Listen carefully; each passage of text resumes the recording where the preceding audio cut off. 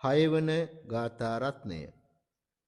පඨවි සමෝනෝ විරුජ්ජති ඉන්ද්‍රකීලූපමෝතාදි සුම්භතෝ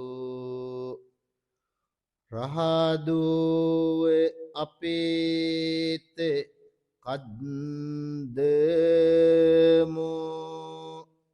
සංසාරාන